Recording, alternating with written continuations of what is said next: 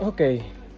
So, part ng travel yung pahirapan mo yung sarili mo.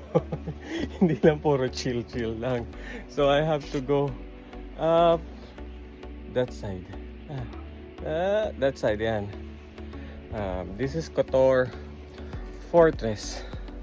And it will have a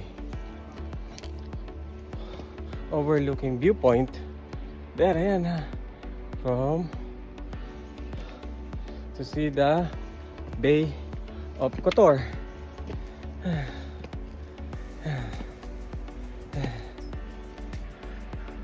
Kailangan nating samantalahin yung time na hindi pa umuulan. So ayan na. Mukhang may mukhang may cruise na dumating kaninang umaga. Unang level pa lang to. Hinihingal na ako. Go up. Kalahati pa lang yata ako.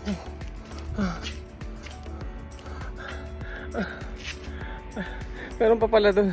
Akala ko ito na yung dulo. Kung ako talaga yung kalaban ng mga taga-Kotor, sige, default na, panalo na kayo. Apakataas naman ito.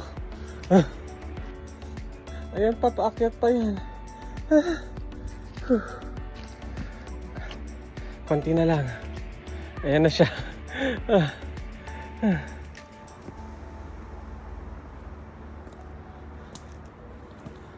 Konti na lang doon, Ray.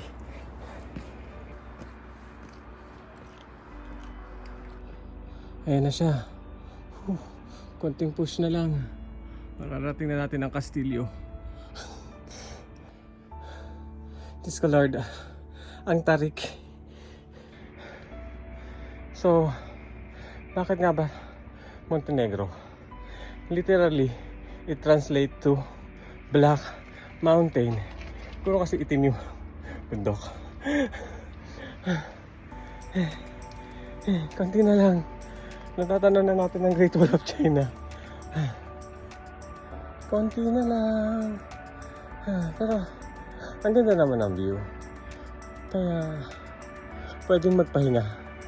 Look. Oh. That's Kotor. Pero, konti pa. So, nagsimula ako ng... Ay, tumba-tumba. Simula ako ng naka-jacket, naka-bubble jacket, naka-pullover. Ngayon naka-t-shirt na lang ako. Makapag-akyat ko sa tuktok. Wala na, hubad na. Ayan na. Ayan mo na.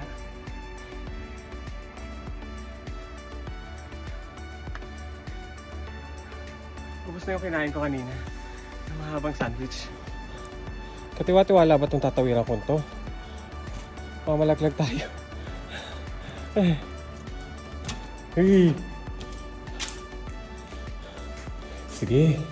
Magsusuot ka na. Magsusuot sa kung saan doon ni Ray. Oh, natutok na tayo. Malapit na. Finally, we reached the top. Yan na yung finish line. Thank you, Lord. May tubig sa taas. Hindi ako nakapagdala ng tubig at may beer. Last one? No. Ang last one. The big one. And... this one, beer? Yeah. Okay. This is Montenegro and Copenhagen, Denmark. I'm thinking of Montenegro. I'll take this one. And one water. Okay.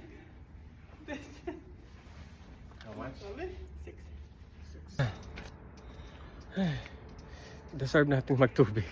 Buti lang talaga may tindahan dito sa taas. Hindi ako nakabili. Hindi ako nakapagbaon.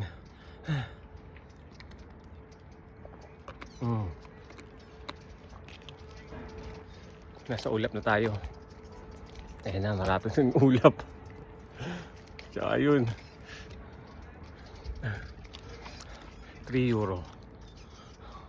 Pero kahit 5 euro siguro bibilin ko.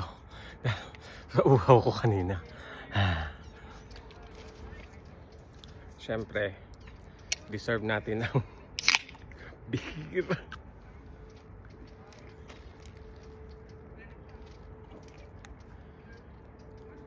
Sa taas ng inakyat natin, deserve talaga natin mag-beer.